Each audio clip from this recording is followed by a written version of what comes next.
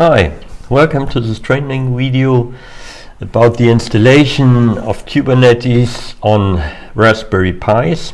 The Raspberry Pi is a very affordable device where you can perfectly install and train with Kubernetes environments without the cost of a cloud provider, which can be quite costly when you spend more time with it. So what has to be done first? We need to install an operating system on the Raspberry Pi.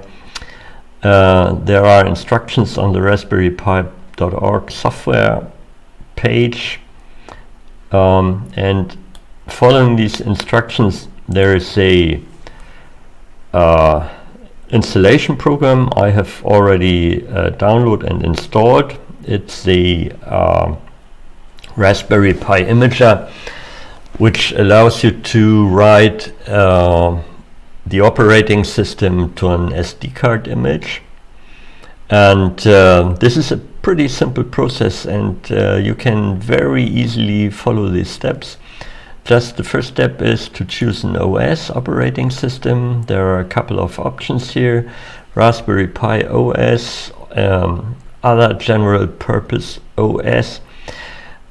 We will prefer the installation of Ubuntu because from the point of more complex installations, just when we will stack a couple of Raspberry Pis and we build software stacks and multi-clustered environment, it will be easier, at least that's my personal preference, you can say.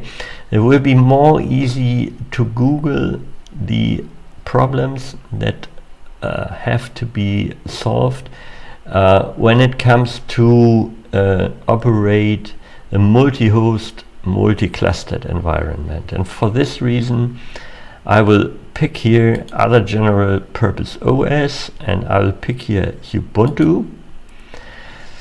And when we see the options about the Ubuntu selections, it's about the newest or most recent version, Ubuntu 20.10. That's the latest version. The latest version usually doesn't offer a long-term support, so we do not take the latest version. We take the version with long-term support, which is Ubuntu 20.04 long-term support release, and here we pick the 64-bit server OS with long-term support for ARM architectures. That's the correct choice. So now I have picked this operating system. I choose storage. I already put the SD card on the media slot on my notebook, and now I say, okay, let's write to this storage.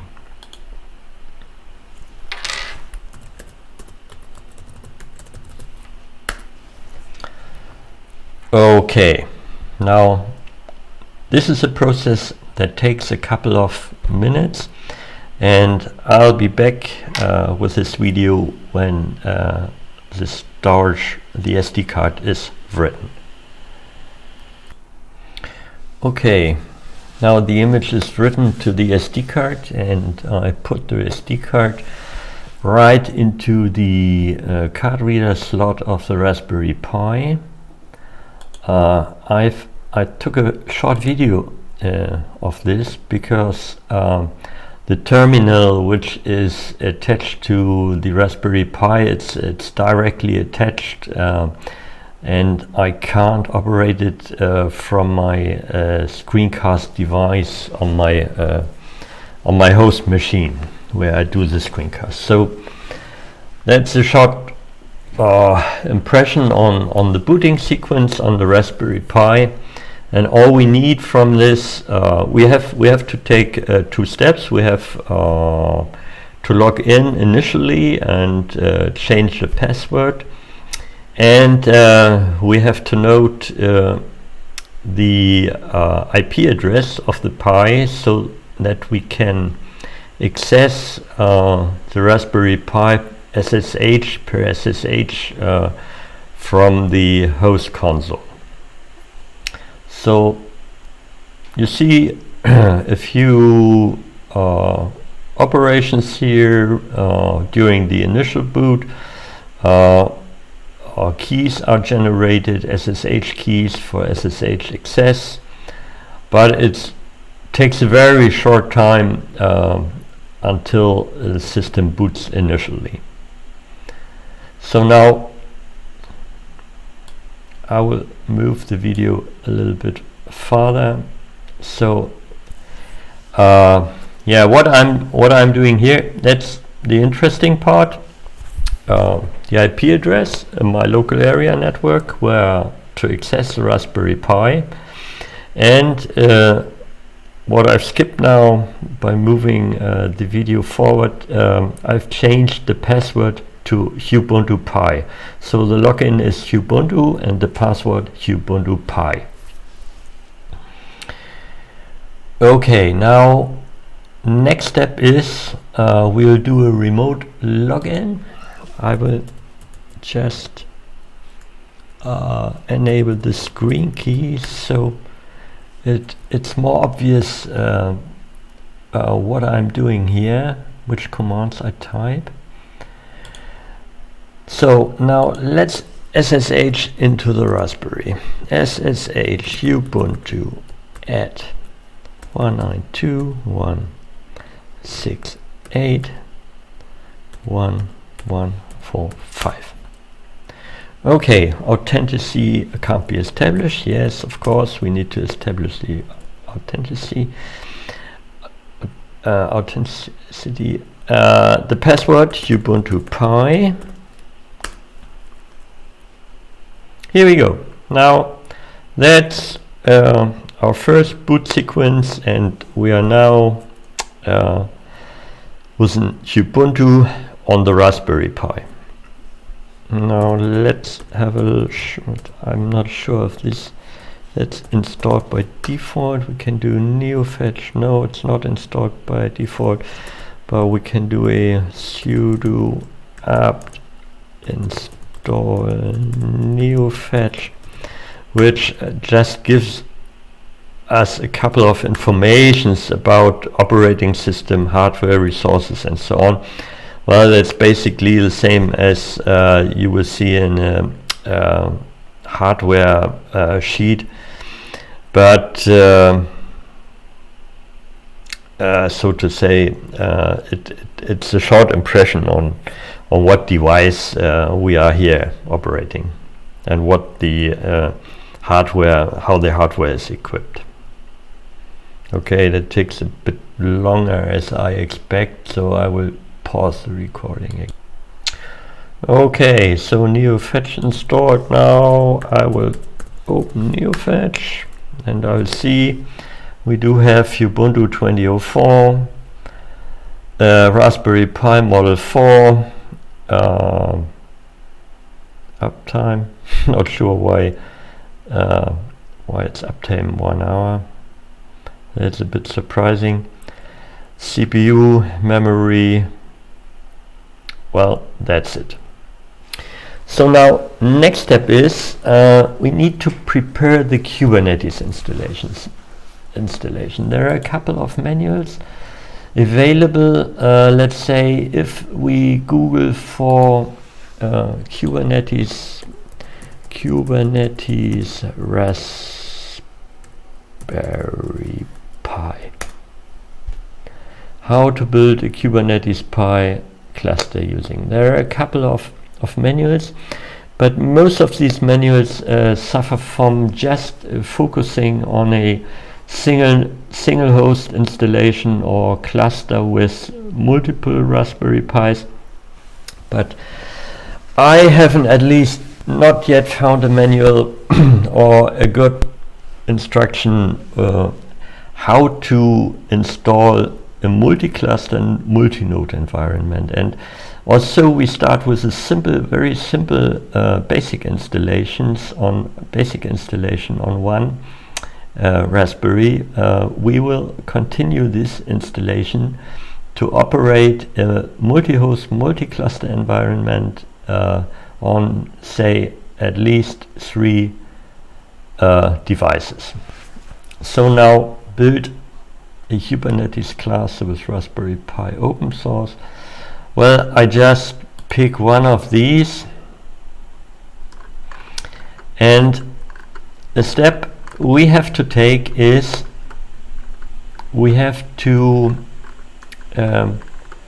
enable so-called cgroups limit support.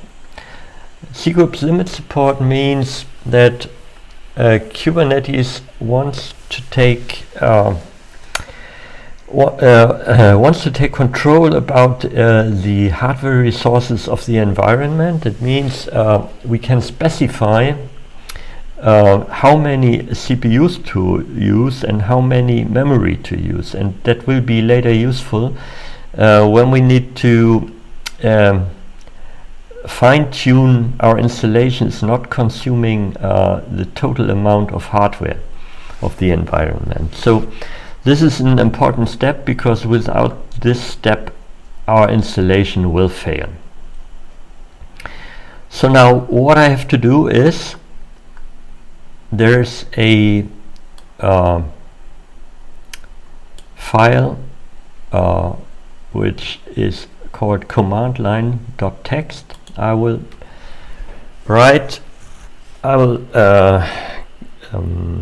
step into this directory, cd cmd cd boot firmware, and now I'll have a short ls minus ls. Okay, now we see here's a file which is called command line.txt. I will show the contents, cat cmd line.txt, and we will see that in this cmd line.txt there are a couple of there are some commands are missing in this file, and I will exactly complete I will follow these instructions and add these parameters to this command line file. So what I will do here, I will copy it. I will do a cgroup enable CPU SID, a cgroup enable memory, cgroup memory. I'm not sure about this force command swap account equals 1. I'm not sure if we really need this. My impression is we don't need it, but we want to limit CPU set, we want to have access to memory, and we want to enable cgroup memory. So what I'm doing here, I will edit this file, nano cmd line.txt. So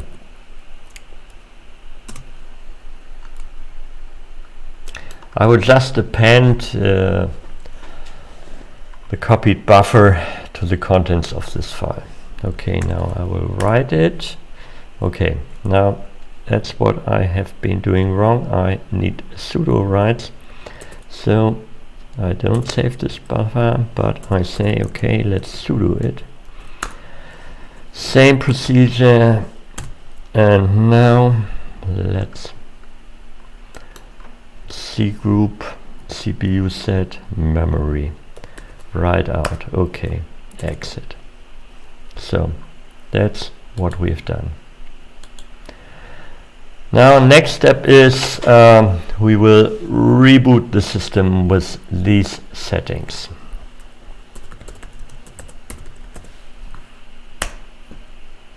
So connection closed.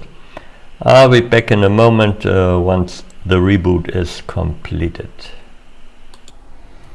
Okay, now that we have modified the CMD line, the boot up procedure on the Raspberry, we will log in again into the device.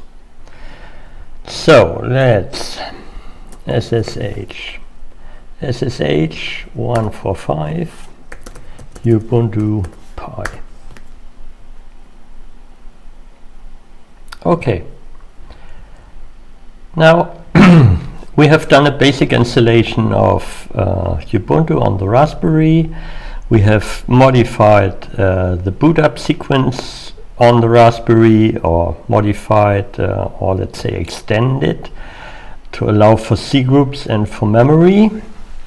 And now the next step is to install a basic Kubernetes installation. So we have different choices from simple to complex.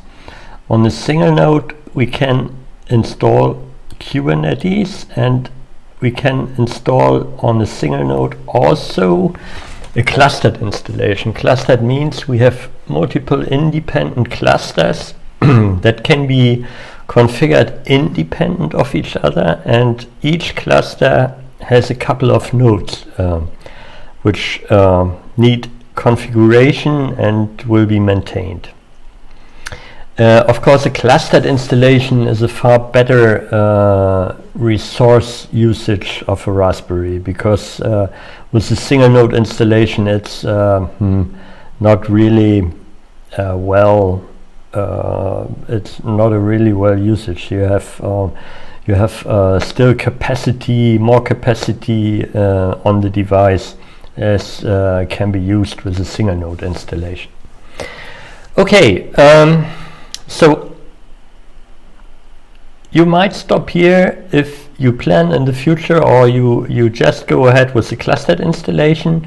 I will show in the remaining time of this video a single node installation which is based on the canonical Ubuntu microcates. Microcates is a all-in-one very simple installation, one command installation that just precisely allows for a single node setup. So on the homecube.org webpage, on the installation instructions, there's a further down this, the page, there are installation instructions how to install the microcates, and that's what we will just do here.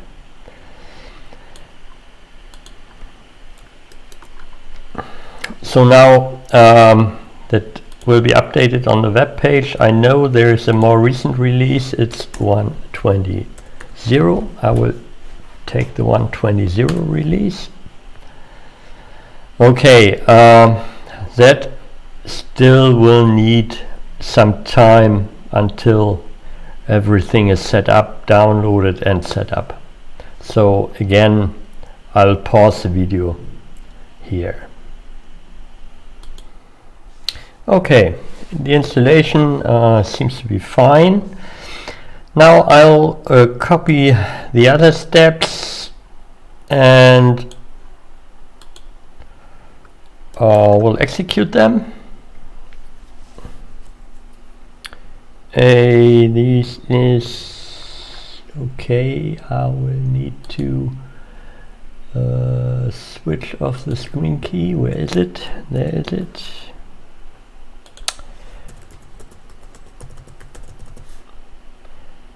No, that was wrong. It's the Ubuntu Pi. It's not my local machine. It's the Ubuntu Pi. Okay.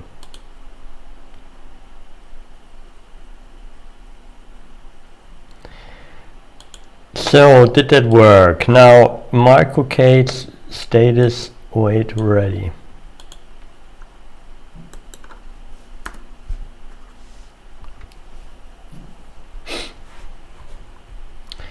So you see microcates is running, high high availability? No. There are a few already pre-installed applications, and these are high availability cluster, disabled dashboard. Okay, well, the important message is the installation was successful, microK8s is running, and all steps now how to install software and how to deal with the software on the Kubernetes cluster you will find in the HomeKube org, where it's a complete installation instruction for a variety of different applications and appliances. You will see HomeKube org. It's sort of a guided tour. It starts with installation. That's the step we have done already. It will install the dashboard. That's a screenshot of the dashboard. It will install Helm. Helm is a sort of package manager, or you can say sort of macro preprocessor for Kubernetes installations, because it allows to define templates, and it allows to have variable installations defined by templates, where you can have different parameters without without copy and pasting a complete setup. That's a very efficient strategy to operate, and that's almost all operators who install Kubernetes on cloud environments will use Helm. Helm has also the advantage, like Docker Hub, there are so-called curated or well-maintained predefined templates for a variety of applications and appliances, and you sort of pick from a catalog which appliance, which application you want to install. There are applications for websites, for WordPress. There are applications for databases, Postgres, MySQLDB, and lots of stuff. There's a really big choice of applications to install from. And let's sort beyond of the scope of this tutorial, this quick tour. It ends up with an echo service which just mimics or plays a UMI application. When you go to the HomeKube homepage, and you can see how it works, the UMI application, the tutorial. That's basically this quick installation tour, and you can see how the service on a Raspberry operates. By the way, this live service comes from one of these Raspberries you see in this picture on the front page. And if you repeat or if you refresh the page a couple of times, you will see there are multiple replicas. There is not just one instance installed, there are multiple instances installed, so-called replicas. And in a round-robin fashion, you will see the responding IP is always a different one from the installed cluster. Okay, that was all for this basic installation, for this first video. If you like to proceed with more complex installation, let's say another variant, clustered, please have a look at the other videos I'm going to promote very soon, to publish very soon. There will be a video on the clustered installation, this one, and there will be also a video of the most complex installation if you own a couple of hosts, not just one Raspberry Pi, but let's say 3 or at least 2 Raspberry Pis to install and configure them to operate in a cluster, in a multi-hosted environment with multiple installations. That's this one here. Okay, thanks for listening, and maybe see you soon. Bye bye.